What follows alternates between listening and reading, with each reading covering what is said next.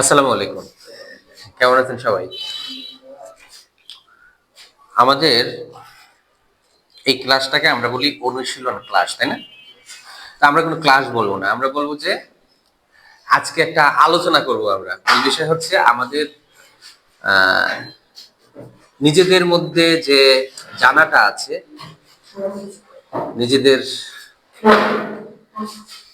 যে বিষয়গুলো আমরা জানি আমরা একে অপরের সাথে শেয়ার করব। মূল বিষয় হচ্ছে এটা।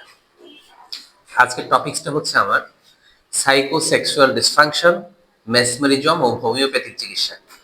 ম্যাসমেরিজমটা কেন আনলাম? কারণ এটা খুব বেশি প্রচলিত না। আমার কাছে মনে হয়েছে ম্যাসমেরিজমটা যেহেতু খুব বেশি প্রচলিত না এবং বিষয়টা খুব ইন্টারেস্টিং, আমরা একটু আলাপ করতে পারি যাতে আমাদের এই বিষয়টা আগ্রহ তৈরি হয়। আর সাইকোসেক্সুয়াল ডিসফাংশনের সাথে এটার একটা ভালো সম্পর্ক আছে। এজন্য আমরা সাইকোসেক্সুয়াল ডিসফাংশনের সাথে ম্যাসমেরিজমটা নিয়ে আসছি। আজকের টপিকসটা এটা। তো আমরা খুব অল্প সময়ের মধ্যে শেষ করবো ইনশাল্লাহ। আজকের টপিকটা যদি ভালো লাগে, এটার দুইটা অংশ, ম্যাসমেরিজমের দুইটা অংশ, একটা হচ্ছে থিওরি, একটা হচ্ছে প্র্যাকটিক্যাল। থিওরিটা আমরা জানার জন্য জানবো, কিন্তু থিওরি জেনে প্র্যাকটিক্যাল করাটা একটু কঠিন হবে। প্র্যাকটিক্যালটা হচ্ছে প্র্যাকটিক্যালি শেখার জিনিস। আমরা যদি একটা লোহা নিয়ে হাতুড়ি দিয়ে প্র্যাকটিক্যালি সরি তো যদি আপনাদের মধ্যে এরকম একটা উৎসাহ তৈরি হয় জানার ম্যাসমেরিজম সম্পর্কে, তাহলে প্র্যাকটিক্যালের জন্য আমরা চাইলে পরবর্তীতে আরেকটা সেশন করতে পারবো। একদম প্যাশনকে কিভাবে আমরা ম্যাসমেরিজম করি এটা আমরা দেখাই দিতে পারবো হাতে কলমে। হ্যাঁ, এটা ভোলার কিছু নাই, খুব সহজ। ওই যে বললাম যে একটা পেরেক যদি হাতুড়ি দিয়ে মারি, তো একবার শিখলে দেখলে যেমন বোঝা যায় ও আমি এখন পেরেকটা মারতে পারবো, জিনিসটা এত সহজ। তো যাই হোক, আমরা মূল টপিকসে ফিরে যাই। মূল টপিকস হচ্ছে সাইকোসেক্সুয়াল ডিসফাংশন। সাইকোসেক্সুয়াল ডিসফাংশন বোঝার জন্য আমাদের বুঝতে হবে সাইকোসোমাটিক ডিসঅর্ডার। তাহলে সাইকোসোমাটিক ডিসঅর্ডার কি? সাইকো, সাইকো শব্দটা হচ্ছে মনের সাথে সম্পর্ক, সোমাটিক মানে দেহ, মনের সাথে একটা দেহের সম্পর্ক। ডিসঅর্ডার মানে হচ্ছে প্রবলেম তৈরি হয়েছে এখানে। তাহলে কি হয়, মূল বিষয়টা আমরা বুঝতে পারি এরকম। সাইকোসোমাটিক ডিসঅর্ডার হচ্ছে মানসিক কারণে, মনের কারণে যে শারীরিক পরিবর্তন হয়। আমাদের শারীরিক পরিবর্তন কি?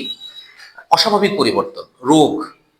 আমরা আরো সহজ করতে পারি, সাইকোসোমাটিক ডিসঅর্ডার হচ্ছে মানসিক কারণে যে শারীরিক রোগের সিমটম আমরা পাই, লক্ষণ আমরা পাই, রোগ তৈরি হয়, এটাকে আমরা বলতে পারি সাইকোসোমাটিক ডিসঅর্ডার। কেমন? মনে হতে পারে মানসিক কারণে কি শারীরিক সমস্যা হয়? আমি জাস্ট একটা উদাহরণ দিই। ধরেন একজন মা, একটা মাত্র ছেলে, ছেলেটা বিদেশে আছে। মা যদি শুনে ফোনে তার ছেলেটা অ্যাক্সিডেন্ট করে মারা গেছে, কয়েকদিন আগে ভাইরাল হলো না, যা তার ওয়াইফকে জানাচ্ছে, এই ফেসবুকে ভাইরাল হইলো, এক বন্ধু জানাচ্ছে তার ওয়াইফকে তার হাজবেন্ড মারা গেছে। ওদিকে আমরা কান্নার শব্দ শুনতেছি। আমি জানি না আপনারা দেখছেন কিনা, ফেসবুকে 3-4 দিন আগে ভাইরাল হয়েছে। মাথায় রাখেন যে, জাস্ট এতটুকু মাথায় রাখেন ভিডিওটা, আমরা তাহলে সাইকোসোমাটিকটা আরো ভালো বুঝতে পারবো। ধরেন একজন মা, সে শুনলো, ফোনে শুনছে তার সন্তান মারা গেছে, একটা মাত্র সন্তান। এখন বলেন তো, তার মধ্যে সে শুনছে, কানে শুনছে, মানসিক পরিবর্তন হয়েছে, শারীরিক কি কি পরিবর্তন হবে? নাম্বার ওয়ান, তার চোখ দিয়ে পানি পড়বে। চোখ দিয়ে পানি পড়াটা একটা শারীরিক পরিবর্তন। তার বুক দরফর করবে, এবং এমনও হতে পারে সে অজ্ঞান হয়ে যেতে পারে। তা অজ্ঞান কেন হয়েছে? সে কান্না কেন করতেছে? তারে কি কেউ ফিজিক্যালি আঘাত করছে? লাঠি দিয়ে মারছে? মারে নাই। সে মানসিক আঘাত, মানসিক কারণে সে কানে শুনছে, সে ব্রেনের মধ্যে চিন্তা করছে, সাথে সাথে একটা শারীরিক প্রতিক্রিয়া তৈরি হয়ে গেছে। প্রতিক্রিয়ার কারণে সে অসুস্থ হয়েছে।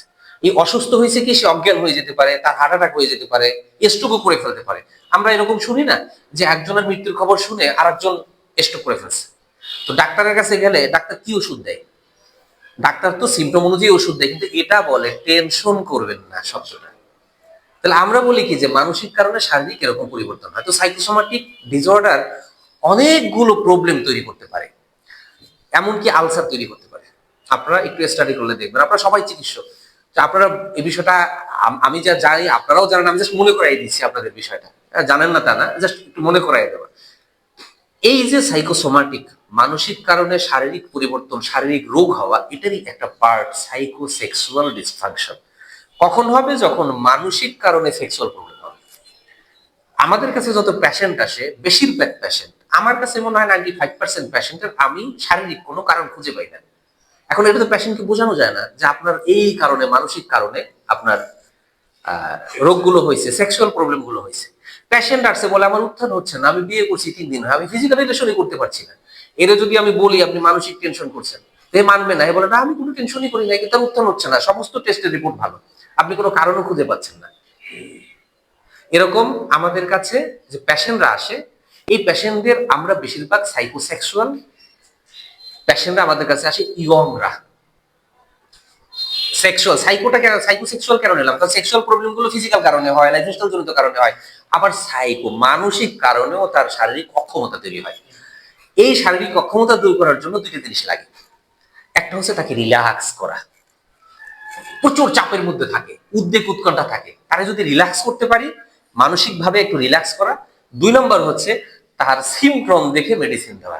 এখন আমার মনে হয় পৃথিবীতে এই মানসিক সিমট্রম দেখে মেডিসিন সিলেক্ট করা হোমিও ছাড়া কোনো প্যাকেটে নাই। আমি জানি না, যতগুলো চিকিৎসা পদ্ধতি আছে হোমিওতে এটার আলাদা, এখন তো কেউ কেউ আলাদা প্র্যাকটিসও করেন, সেগাল মেথড, পুরোটা মানসিক ব্যাপারটা নিয়েই তারা কাজ করে।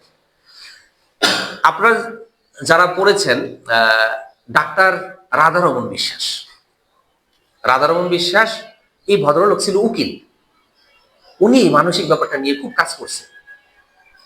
ওনার একটা বই আছে উম্মাদ ও মনোবেদের চিকিৎসা, এবং সে একটা উম্মাদ আশ্রম তৈরি করছে বাঁকুড়ায়, কলকাতার বাঁকুড়ায়।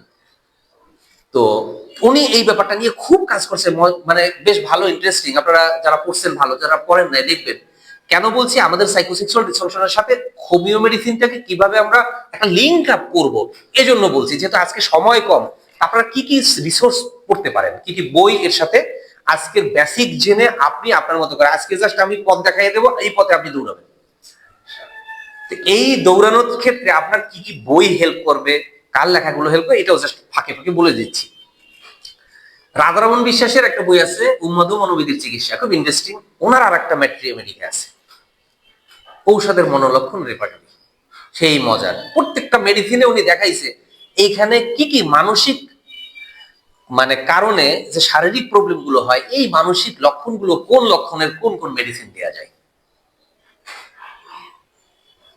আরো একজন ডাক্তার আছেন যিনি ডাইরেক্ট মেসমেরিজম নিয়ে কাজ করছেন, বইটা আছে কিনা জানি না, যদি থাকেন হুমায়ুন ভাই সংগ্রহ করার চেষ্টা করবেন।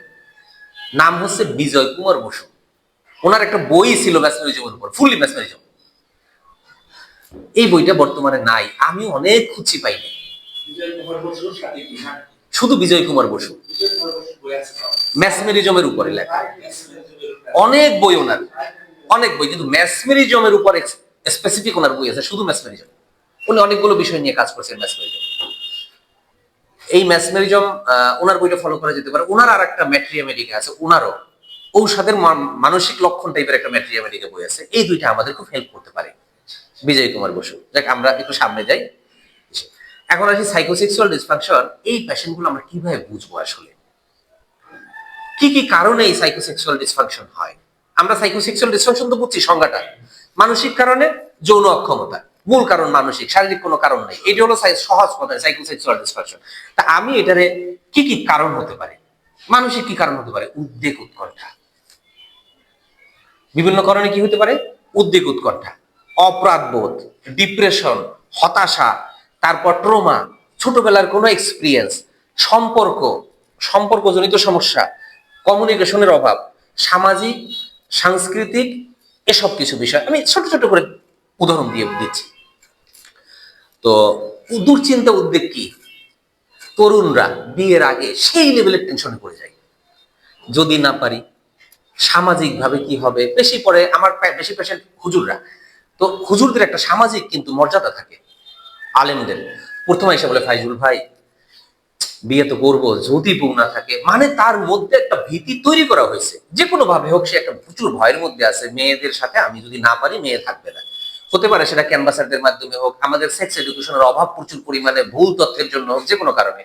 তার মানে তার মধ্যে যদি উদ্বেগটা কাজ করে, এই উদ্বেগটা যখন কাজ করে, বিয়ের আগে সে উদ্বেগ যত বিয়ে কাছাই আসতে থাকে, কাছাকাছি আসতে থাকে, উদ্বেগের পরিমাণ তত বাড়তে থাকে।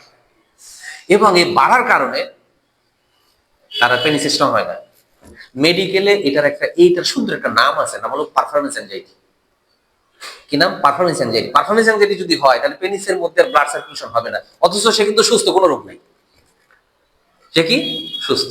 যদি কোনোভাবে তাকে একটু কনফিডেন্স দেওয়া যায়, আমরা মেডিসিন হোমিওতে প্লাসিবো বলতে একটা টার্ম আছে না, এমনও হয়েছে প্লাসিবো দিয়ে বলছে এটা বেশ পাওয়ারফুল মেডিসিন, অর্ধেকের বেশি খাবেন না, শুধু প্লাসিবো।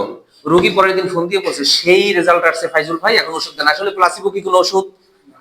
আমি জানি না, এটা ভিডিও হচ্ছে, রেকর্ড হচ্ছে, কোন রুগী যদি আমার এটা দেখে আর চিন্তা করে ফাইজুল ভাই মনে হয় আমার প্লাসিবো দিয়ে চিকিৎসা করছে, তাহলে সমস্যা আছে।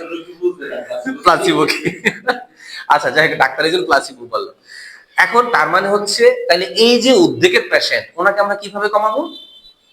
আমরা কমাবো তাকে রিল্যাক্স করব। এই রিল্যাক্স করব বা রিল্যাক্স করার কাজটা করব এই মেসমেরিজমের মাধ্যমে। আর তার যে সিমটমটা আছে, সিমটম দূর করব হোমিও ওষুধের মাধ্যমে। আশা করি আমরা কানেক্ট করতে পারছি। এরপরে ডিপ্রেশন, হতাশা, বিভিন্ন কারণে হতাশা হতে পারে। প্রথম গেল কি উদ্বেগ, উৎকণ্ঠা, বিভিন্ন কারণে উদ্বেগ, পারি কি পারবো না, সামাজিক ভয়, যদি না পারি যাইবে গিয়া। অথবা আর একটা সমস্যা আছে এখানে, সমস্যা হয় মেয়েরা, এখন তো মোবাইল সবার হাতে হাতে, এই কিছু আছে না পণ্ডিত, এই পণ্ডিত তো পর্ন টর্ন দেখে চিন্তা করে এটাই মনে হয় বাস্তবতা, অথবা আরো হয়তোবা তার সম্পর্ক টম্পর্ক ছিল, সে যদি এরকম মানে কুরুচি পূর্ণ কোনো মেয়ে থাকে, তার হাজবেন্ডকে প্রথম রাত্রি কিন্তু বলে ফেলে যে তোমার দ্বারা হবে না, তোমার সমস্যা আছে। এটা আমার অভিজ্ঞতা বলছে, আমার বহু পেশেন্ট আছে একদিন পর তার ডিভোর্স হয়ে গেছে, অথচ এই রোগীর কোনো রোগ নাই। এখন একটা মেয়ে যদি তার হাজবেন্ডকে বলে তুমি তো পারতেছো না, তোমার তো সমস্যা আছে, টাইমের সমস্যা আছে, তোমার দ্বারা হবে না, আপনি বলেন এই পেশেন্ট এ মনে হবে না যে দুনিয়া ফাঁক হয়ে যাক, আমি ঢুকে যাই? মানসিক ভাবে কিন্তু শেষ, যতই বুঝান না কেন, তখন এর ট্রিটমেন্ট লাগে, তখন ম্যাসমেরিজমটা হেল্প করে। কারণ ম্যাসমেরিজমও এক ধরনের থেরাপি। ম্যাসমেরিজমের এখন চলে না, কিন্তু আধুনিক কি পদ্ধতিটা আমি বলবো সামনে, আমি জাস্ট এইমস গুলো দিয়ে যাই। আমরা যেহেতু লিঙ্ক করব, একটার পর একটা ধাপে ধাপে সামনের দিকে যাবো, মোটামুটি একটা ক্লিয়ার কনসেপ্ট তৈরি করার চেষ্টা করবো অল্প সময়ের মধ্যে। তো এই গেল উদ্বেগ। হতাশা কি, ডিপ্রেশন কি হতে পারে চাকরির। একটা মানুষ ধরেন ভদ্রলোকের চলতে পারে না, খাইতে পারে না, সংসারের চাপ, আপনি যদি বিরিয়ানিও খাওয়ান এ কিন্তু রুচি পাবে না, সে পাবে নাকি? তার মানসিক ভাবে তার ভালো লাগবে না। তো স্বাভাবিকভাবে তো মানসিক ভাবে তার কি ভালো লাগবে? এই যে মানসিক, এই যে ডিপ্রেশন, আমাদের উদ্বেগ উৎকণ্ঠা গেল, ডিপ্রেশন আসলো, হতাশা, তার কেরিয়ার নিয়ে হতাশা বেশি হয় যুবকদের। কখন হয়? বেশিরভাগ পেশেন্ট আমরা যে আপনারা পাবেন, বেশিরভাগ পেশেন্ট মাত্র ইউনিভার্সিটি লেভেল শেষ করছে, চাকরি খুঁজতেছে, বিয়ে করবে সামনে। কারণ এর মধ্যে কয়েকটা হতাশা থাকে। এক নম্বর ওই পারি কি পারি না উদ্বেগ থাকে, দুই নম্বর হচ্ছে চাকরির জন্য প্রচুর পরিমাণে ট্রাই করতে থাকে, অথবা সে ছোট্ট একটা চাকরি কোনো মতে পেটে ব্যথে চলতেছে, বেটার চাকরির জন্য ট্রাই করতে থাকে, তার লাইফ সম্পর্কে হতাশা, এত ভালো সাবজেক্ট নিয়ে পড়াশোনা করলাম, ভালো চাকরি পাচ্ছি না। এই হতাশা তাকে সেক্সুয়াল ঝামেলা তৈরি করে তখন। এরপরে অপরাধ বোধ। অপরাধ বোধটা কি? সবচেয়ে বড় অপরাধ বোধ মাস্টারবেশন। মাস্টারবেশন করে নাই এরকম লোক খুব কম পাবেন। কারণ একটা ছেলে ইয়ং, সে যখন ছোট থাকে বোঝে না যে মাস্টারবেশন করা যাবে না, সে বোঝে না, অল্প বয়স, স্কুলে পড়ে, বন্ধুর কাছ থেকে সেইটা শিখছে, শেখার পরে সে ভালো লাগছে, সে করতেছে, যখন বুঝছে করা যাবে না, ধর্মে নিষেধ, হারাম, তখন কিন্তু বাদ দিয়ে দিছে। ঝামেলাটা হয়েছে সে যে করে ফেলছে, ওই অপরাধ বোধ আর মাথা থেকে সরতেছে না। হায় হায় আমি শেষ, মাস্টারবেশন করছি, আমি শেষ। তো মাস্টারবেশন করে নাই। যদি সবাই শেষ হইতো তাহলে প্রত্যেক ঘরে ঘরে কি আমরা রোগী পাইতাম না? বিষয়টা আসলে এরকম না। তার মধ্যে এই যে অপরাধ বোধ, অপরাধ বোধ তারা সমস্যা করছে। আরো কিছু অপরাধ বোধ আছে, এটা বেশিরভাগ হয় ধার্মিক ফ্যামিলিতে। কিভাবে? মেয়েদের মধ্যে হয়। মেয়েদের মধ্যে কাম শিথিলতা চলে আসে কিভাবে? কারণ ধার্মিক কনজারভেটিভ যারা ফ্যামিলি, পুরুষের সাথে দেখা দেওয়া যাবে না, তার মধ্যে একটা পুরুষ ভীতি তৈরি হয়। এই ভীতিতে পরে হাজবেন্ডের ক্ষেত্রে ঝামেলা লাগে। তবে যদি এটা কাউন্সিলিং করা যায়, অনেক সময় দাদিরা, নানিরা আগে একটু কাউন্সিলিং করতো না, তখন এই কাউন্সিলিংটা করলে হয় কি সে একটু রিল্যাক্স হয়। না হয় তার মধ্যে এই একটা যে এটা মনে হয় পাপ, ওই যে একটা ভালো ফ্যামিলির মেয়ে, ভালো ফ্যামিলির ছেলে, এটা তো পাপ পাপ পাপ শুনে আসছে পাপ, ঝামেলা হয়। আবার আরো কিছু ঝামেলা করে স্বপ্নদোষ। স্বপ্নদোষ নর্মালি আমরা বলি 7-8 বার হলে উৎপাদন হইতেছে যাইতেছে, এগুলো তেমন মেজর কিছু না, বিয়ে করলে ঠিক হয়ে যায়। অনেক বেশি যখন হয় আমরা ওষুধ দিই, তাই তো, কন্ট্রোলের জন্য মেডিসিন দিতে হয়। সে মনে করে হায় রে 80 ফোঁটা রক্ত, 1 ফোঁটা বীর্য আমার শরীর থেকে বেরোয় যেতেছে, আমি শেষ। এই যে শেষ, এই প্রত্যেকটা তার সমস্যা তৈরি করে। আর একটা ট্রমা এবং অতীত অভিজ্ঞতা। ট্রমা মানে ভীতি, অতীত অভিজ্ঞতাগুলো কি, কোনো কারণে সে এমন একটা বয়স, যে বয়সে সে সেক্সুয়াল টর্চারের শিকার হয়েছে, হয় না অনেকে, তার পরবর্তী লাইফটা সুন্দর হয় না। হতে পারে সে পার্টনারের দ্বারা, হতে পারে সে কোনো আপনজন, অনেক সময় আহ, দূর সম্পর্কের আত্মীয়দের দ্বারা, ছেলে হোক মেয়ে হোক, তার মধ্যে সমস্যা হয় এবং এটা আজীবন তার ভোগায়। আমরা কিছুক্ষণ পর ব্রেনের একটা খেলা নিয়ে আমরা বলবো যে কেন এটা হচ্ছে। এরপর সম্পর্ক। সম্পর্ক হচ্ছে দাম্পত্য কলহ। দাম্পত্য কলহ কয়েকটা কারণে হয়। এর মধ্যে একটা হচ্ছে প্রেমের বিয়ের ক্ষেত্রে বাবা দেখতেছে, মা দেখতেছে মেয়ে তো প্রেম করে, তাড়াতাড়ি ওরে বাঁচানোর জন্য আর একটা ছেলের কাছে বিয়ে দিয়ে দিলাম। তো ওই যে পুরাতন প্রেমিককে সে আর বলতে পারে না, বর্তমান স্বামীকে সে মেনে নিতে পারে না, সম্পর্ক তাদের মধ্যে খটোমটো হয়। এই খটোমটো সম্পর্ক সেক্সের ঝামেলা তৈরি করে উভয়ের মধ্যে, কারণ সেক্সের সাথে এটা একটা মানে ভালোবাসার সম্পর্ক। এখানে হৃদ্রতা, ভালোবাসা, পারস্পরিক বোঝাপড়া যদি না থাকে, দেখা যায় কি সমস্যা তৈরি হতে থাকে। এই যে বোঝাপড়ার অভাব, দূরত্ব তৈরি হওয়া, পরকিয়া দেখতেছে, ওয়াইফ দেখতেছে হাজবেন্ড পরকিয়া করতেছে, সেই ওয়াইফ জীবন ওই হাজবেন্ডের সাথে ফিজিক্যাল রিলেশন করবে, কিন্তু মন দিয়া ভালোবাসার যে সম্পর্কটা করতে পারবে না, হয়তো সে বলতে পারবে না, মারামারি হানানা আছে না আমাদের সমাজের মধ্যে, এরকম।